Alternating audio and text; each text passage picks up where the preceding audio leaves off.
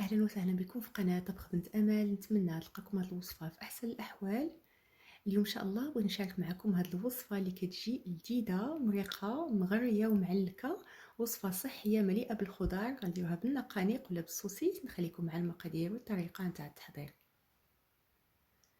بالنسبة للمكونات غادي نحتاج الخضار التشكيلة اللي اختاريت. غندير الفلفلة خضراء اللي قطعت طريفات، واحد البصلة كبيرة مشلضة، القرعة حتى هي تقريبا واحد القرعة كبيرة اللي قطعتها طريفات. عندي واحد زوج مطيشات كبار، المعدنوس، الثومة والنقانق ولا سوسيس وزويته بلدية باش نطيبوا هاد الخضرة. وبالنسبة للتوابل فغادي نحتاج الكمون يكون بزايد، يعني كيعطي واحد المذاق لذيذ لهاد المريقه هذه. شويه د الابزار، الشونيه، وكذلك الملحه. فما غنديرش الحرور لان غادي ندير مزيودات من الفوق. في اناء غادي نوضع زيت البلديه، وغادي نوضع فيها داك البصيله. فندير واحد البصيله كبيره اولا جوج متوسطات، ندير معاها واحد القبيصه ديال الملحه وعلى نار متوسطه. غادي نحاول نشحر هاد البصيله هذه. صافي ملي كتطلق راسها البصله غادي نضيف الفلفله. فيمكن لكم ديروا الفلفله الوان ولا الفلفله الحمراء.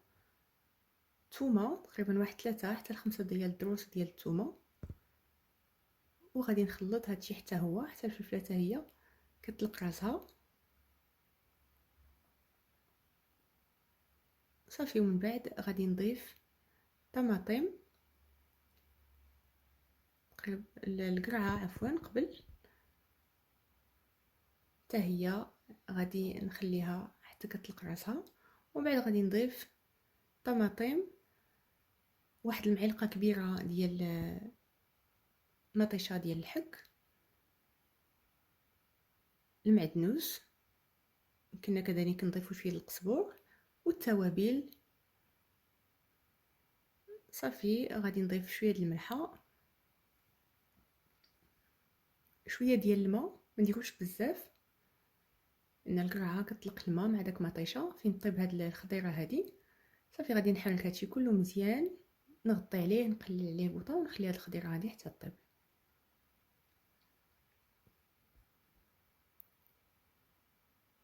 هنا منين طابت داك الخضيره صافي جاتني المريقه هي هذيك، ما نحتاجش نقليها. غادي ندوق الملحه واش هي هذيك.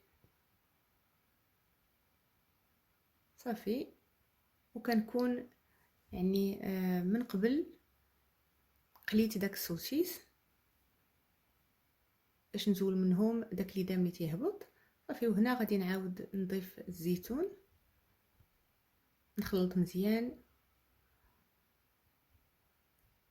وغادي نضيف داك السوسيس نخليه حتى هو يشرب هاد المريقه هادي. ملي وضعته هنا وخليته عاود قلبته على الجهه الاخرى حتى شرب هاد المريقه هادي. ومن بعد غادي ندوز باش نقدم هاد الصحن هذا. فكيجي طويجن يعني مختلف وسهل دغيا كيوجد. يمكن نديرو فيه يعني هذا هي فقط اقتراح ديال هاد الخضره هذه. يمكن نضيفو خضر وحدين اخرين. صافي من بعد عاوتاني زولت داك السوسيس من الفوق وصبيت داك المريقه وحطيت فوق منها السوسيس وزينتهم يعني بالمزاود.